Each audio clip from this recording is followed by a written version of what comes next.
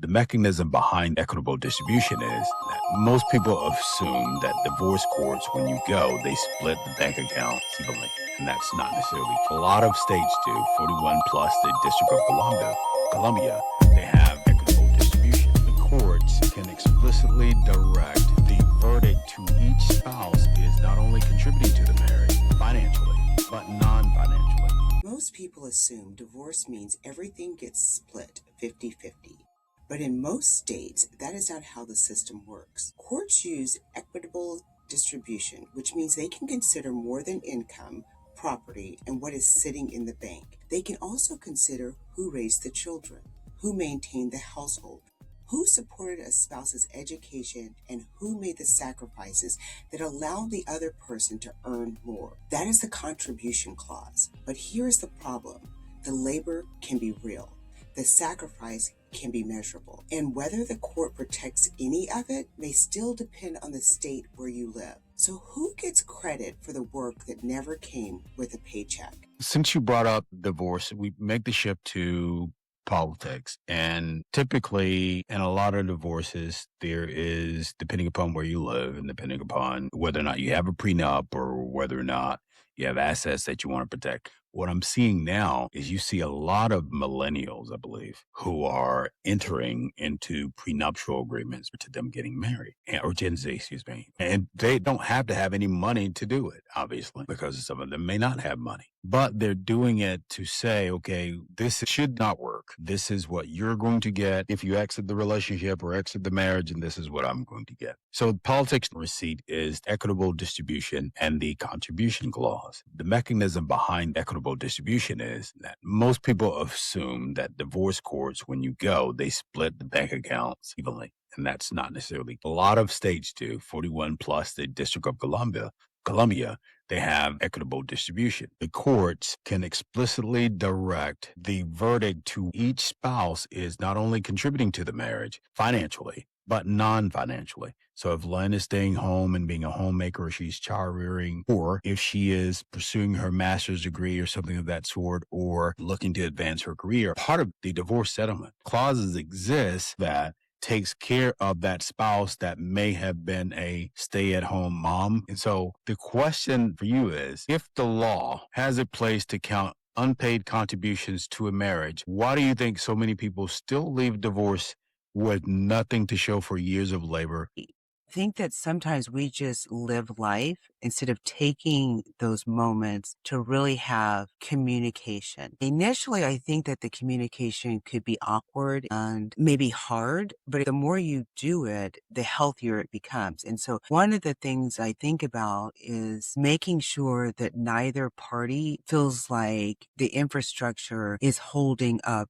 the relationship. So when it's invisible, it could be mistaken for effortlessness, right? They just make it look easy. So nobody talks about it.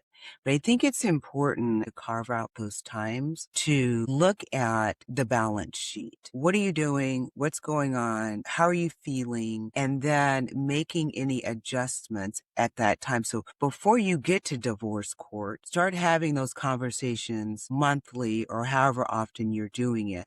So again, you're not carrying around your Omarosa pen doing little captures of conversations so you can use it in divorce court. Yeah, if I'm a stay-at-home dad, one of the things that I may do is I may look at what it costs to have full-time childcare. And if the cost of full-time childcare is, say, $70,000 a year, we know me staying at home with the kids, depending upon the kids and the age of the kids, that's my contribution. That $70,000 that's no longer going to Goddard or wherever else, the private daycare or wherever, that's the contribution that I'm making because it's saving that $70,000. In addition to that, there could be other expenses that are incurred with respect to other things that I may want to have done that I'm not being compensated financially for. Use that as the mechanism to say, he works outside of the house, he brings in $200,000, I work in the household, I'm bringing in $100,000. Combined, we have $300,000. If we should happen to split, then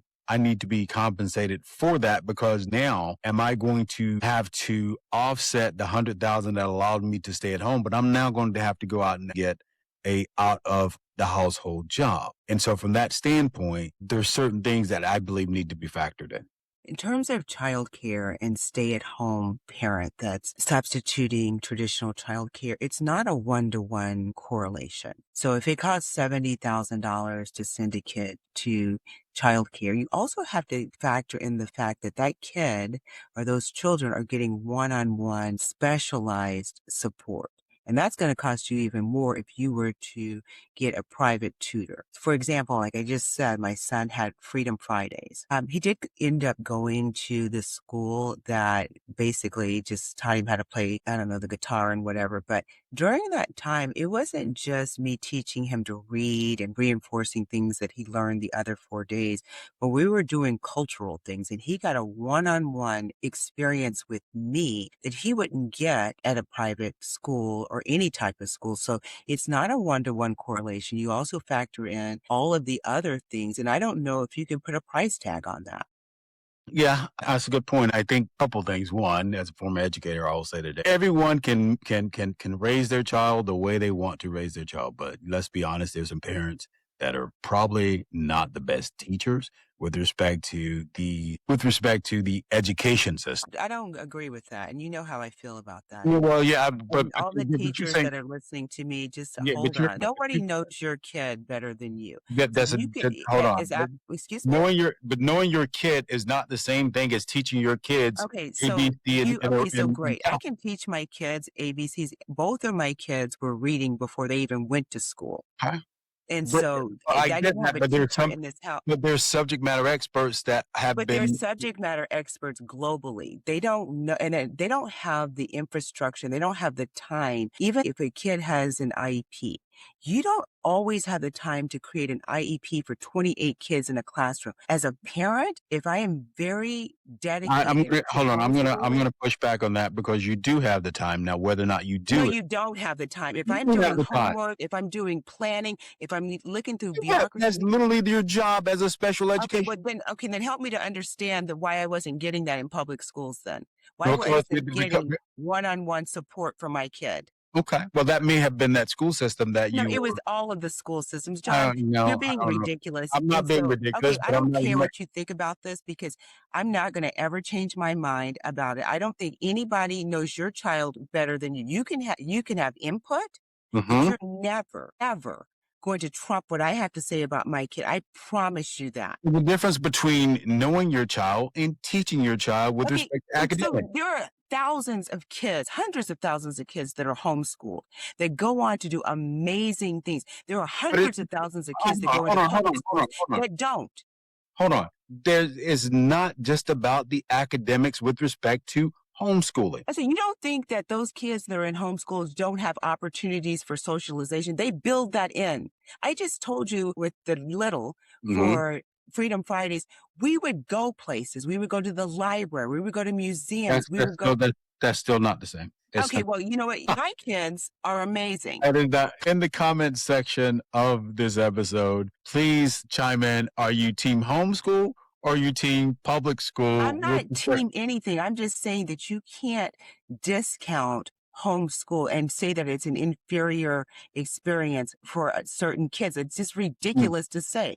It's I an will say outrageous thing to say. it's no more outrageous than you to think that you can do what it is that an educated public school teacher can do. Okay, I can do if I felt like it. It's not like they have some special. They What literally they do. did is, you know what they did? They went to school and they have a passion. I can also learn those same things. It's not like you're doing brain surgery. Okay. And that's why teachers are not paid what it is that I they do. think teachers should be paid way more because I'm not. I You're do it for right, 2 because kids. you're like the Doing other it for 30 like kids. no, you're like the other individuals during COVID You're who felt wrong, that they could do wrong, the job wrong. that they teach. Don't, please, sir, please do not try and assign things to me that are Mhm. not true. Do I you have a high okay. value for teachers, but I also think that homeschooling can be just as effective. I didn't say And it for could not people be like just as you, I did. Hold you're on. I did. shutting other people down and not allowing them to have their view. You're sitting in your class society thinking you know everything about other people and you haven't walked in their steps and their journey. I think two things can be true. I think you can know your child, but at the same time, I do believe in the fact that you have individuals that have been skilled But and why really can't those gone through same school. people that are dedicating their life, why can't they gain those same skills? Why can't they gain those same skills and get certified? And now I'm just doing homeschool teaching. Why can't that happen?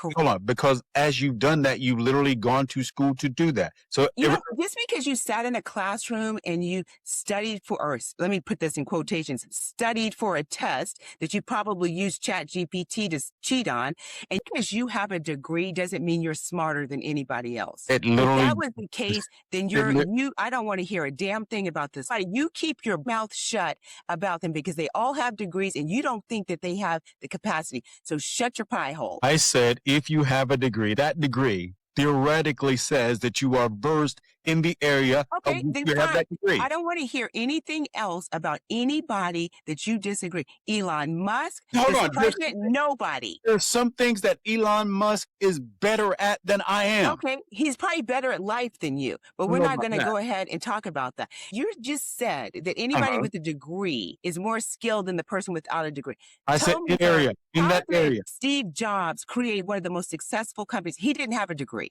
Help me to understand that. Because he had a skill set that lent itself to a But you just capacity said the that skill allowed set him. doesn't have anything to do because he didn't sit in a classroom and obtain a degree. Okay, so using Steve Jobs, he was an And outlier. others, there's He's plenty an of outlier. others. But Steve Jobs went to university. He didn't dropped stay. out. He was there for like a year?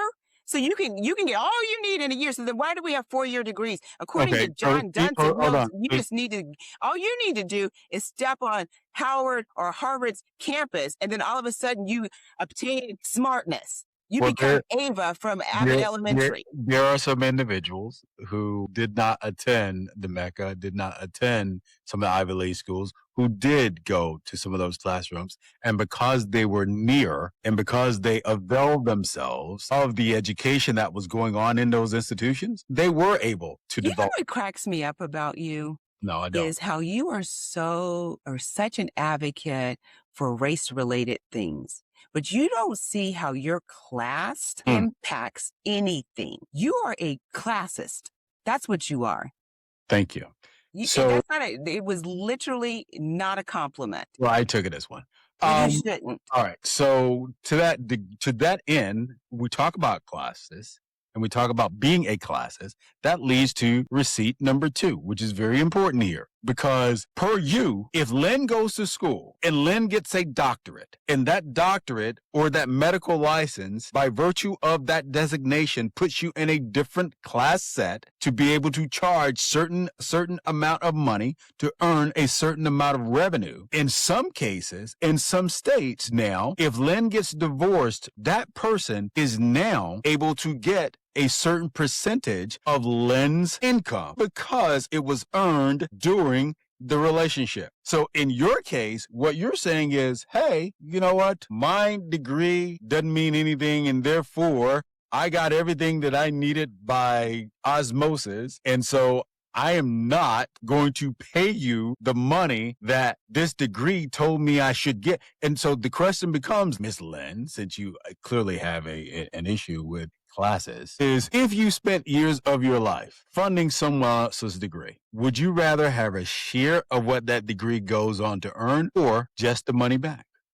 And does it surprise you that the answer isn't up to you, but up to your zip code? That's interesting. But let me do a correction real quick because you love to think you know me, which it has been proven over the last however many years. You don't know me, Harold Melville. And so Harold who? Harold Melville. Literally, you don't know me by now. You ain't gonna never know me. No? That is Harold Melvin. It is not Harold Melville. Melville was an author. Melvin is the singer. Thank you. This is a double fuck you. You know why I knew this? Because I went to university. You know what this is? Double fuck you. Okay, Go any ahead. rate, so Go now ahead, that we Miss cleared that Melville. up, you don't know me, and so I never said that because you sat in university, you Mhm. don't mean anything. I said that just because you did not go to a university doesn't mean that that person with a degree is smarter than you or more capable than you. That's what I said. Okay.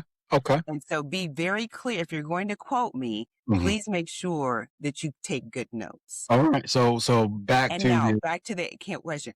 I would rather have a lump sum because I don't want, you know this, I don't want to have anything to do with you after we break up. Like I don't want anything tethering me to you. I don't want the now that you make $300,000, I have to go back to court and try and get, I don't want to deal with you. So give me my money, give me my Tina Turner name and bye bye Ike. I don't want to know anything about you. But it is interesting about the zip codes. But I mean, it's interesting and not surprising because different states have different takes on divorce, like for California and Texas. Like, it's just completely different. And so that doesn't surprise me, your zip code. I would rather just take the money and we walk out and the last thing you see is my ass and my red bottom shoes. Bye bye, bitch. wow, just petty. I don't know why you petty. If we planned a life and that life is about me paying or helping pay for your schooling, and then after you get your degree, we get a divorce, I do believe that there has to be some faction of that if we're getting a divorce needs to be factored into the divorce. Whether that's getting some type of spousal support over the course of a number of years or whether it's a lump sum. I'm like you. I am extremely surprised that the zip code determines in some cases what that will look like. I I didn't think say I was surprised. I said it was interesting, but I wasn't surprised because okay, every state has different okay. rules. And so people want to spend 6 months in a state so that they can get a divorce and it falls under those rules. In Texas, everything's communal property once you get married. And so you kind of like, okay, well, now you got part of my 401k because I just got this fantastic job or whatever it is. So it just depends on where you're at. That doesn't surprise me. It's just Yeah. curious.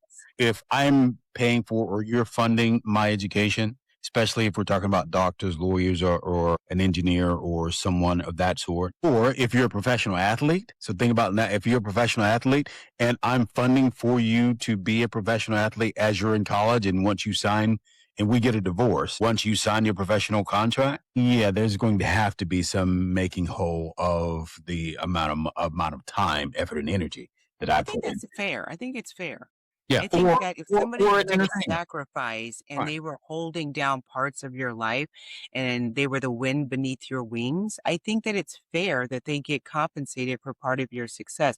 I'm just saying, as the recipient, I would prefer to take my money and then chart my own course because I don't want to be tethered to you. Yeah, because you're petty. If The I, would- I third want to be, issue, if I wanted to be tethered to you, I'd still be married to you. I no, don't want to be this is tethered true. to you. This is true. The third receipt in politics is custody and the default parent. Nobody renegotiates. So when you get a divorce, typically you have primary custody of a child. There's one parent that's designated the primary custodian. So I'm fascinated with how that can impact the household going forward because the financial gap that exists, this is going to be stereotypical here, but data shows or data tells us that when there is a divorce, typically the woman is going to see a 40% decrease in household revenue versus what a man would see in the divorce. The other thing that I found fascinating is that individuals do not renegotiate the child care or child custody agreement. And so the question that I have for you is this. When custody just defaults to whomever was already default parent, is the court recognizing who's better at the job? Because the man could be the better child care provider. Okay, so my question would be if that parent was capable, why weren't they sharing the load during the marriage? So if you're saying now we're divorced, but I am capable of doing all these things, help me to understand why I felt like I was holding everything down. If you could do it, why didn't you help? Maybe you were doing it. You obviously had the conversation going back to our previous episode where there was a conversation in terms of what the compatibility looked like and what it is that Lynn was more comfortable doing and providing versus what it is that Lynn's spouse was more comfortable providing. So that's that compatibility. I get that. And I will say that an 8 to 5 job, when you're going to work and say one spouse works outside the house and the other one is the caregiver, that 8 to 5 job may be 8 to 8 or 8 to 9. When I'm the caregiver, it's 24/7. So when you come home, I'm still caregiving. I'm doing it constantly. And my question again goes back to, if you are capable of doing it, why didn't we look at this as the same type of job, 8 to 5? And so at 8 to 5, when that 5 o'clock comes home, you're done with work. I should be done with work. And now as a unit, we're taking care of the household. Help me to understand why I'm continuing to do this. And then you think that once we get a divorce, well, I was working outside the household. Well, yay for you, sir. I was working in the household. There is still a clock that we punch out of at 5. And this becomes then a shared responsibility. I don't necessarily agree with that, because I think that in every household, we talked about this last episode where I said that about growing up. My mom was the primary caregiver in the household. And by caregiver, meaning responsible for a lot of things that we would deem, quote unquote, child rearing. Obviously that was, 40, 50 years ago. So when you think about that now, I think about my friends, and I have a friend who's an executive with a company. His wife is also an executive with a company. She commutes and lives in a city during the week that's not here. He is primarily responsible for the day-to-day maintenance and rearing of their kids Monday, Tuesday, Wednesday, Thursday. She travels to a city on Monday. She comes back on Friday. And this is a weekly thing that they've established. And so from that standpoint, he is doing the majority of the child rearing. Even though she's back in the house 3 days a week during the weekends, he's still there the majority of the week. That's what I'm saying, is that I don't think that there is equity there. And I don't think there's fairness. So if they are both working and they both get an opportunity to clock off from work, he's also taking on the responsibility of the kiddos 3 days a week. So he essentially has 2 jobs. When she comes back, I think it's realistic for them to either agree, because I'm sure she's also tired from doing all of the traveling, but he should have a respite at least 1 or 2 days so that he can recharge his batteries. Even though they are your kids, that you're having a job with a fixed time, and it should end. It can't be perpetual, because then I'm never compensated, I'm never recharged. I never get a respite. It has to be that I see what you're doing. Here's a respite, whatever. That's just me. I just don't think that it should be perpetual just because you were doing it and you work outside of the house and now you just do everything all the time, even with your parents, because your mom also worked outside of the house. And if you talk about your dad doing things outside of the house, like fixing things, he wasn't fixing things all night. He wasn't every single day I'm doing something. And so I don't even get to rest. But with her raising the kids, I'm sure your shenanigans were going on day in and day out. First of all, I was a model child. John, you are a model human right now. Everybody can have a fantasy in their head. Like everybody can do that. I will say this, regardless of the fact that Lynn is home with the kids 4 days a week, in the case of my friend, he may not be the better parent in terms of child rearing. The problem is, because he's the parent who's with them most, does not necessarily mean that he is the better one. I agree with that. But I still think that there should be conversation about the division of labor and what that labor looks like. And as a unit, the kids shouldn't always come first. It should be that unit, and then the kids are an extension of that unit. So we have to be in lockstep as partners, and then we work on the kids.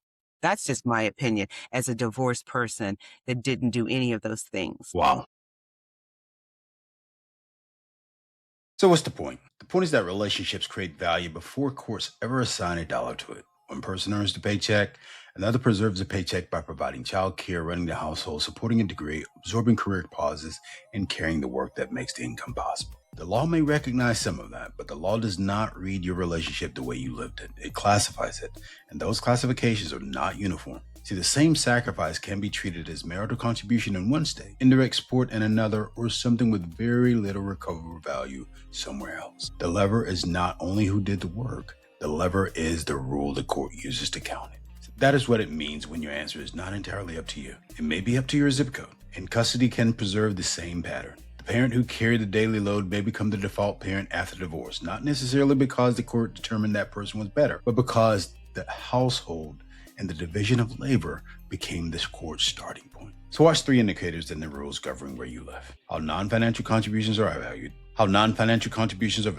how support for a spouse's education or future earning capacity is treated, and whether custody rules simply carry the default parent arrangement forward. If those rules recognize contribution broadly, the system has more room to protect the person who carried the invisible load. If they define the contribution narrowly, more of that risk remains in private. Either way, the posture is the same. Know what the system can count before you assume it can count what you gave. While you're out and about this week, make the time to do something nice for yourself. And while you're at it, take the time to do something nice for someone else. Until next time, we'll talk to you. And that's a wrap. Thank you for listening and spending your time with us on I Take Your Point. For more unfiltered conversations like this, click the link in the description. Huge thank you to our production team. We couldn't do this without you.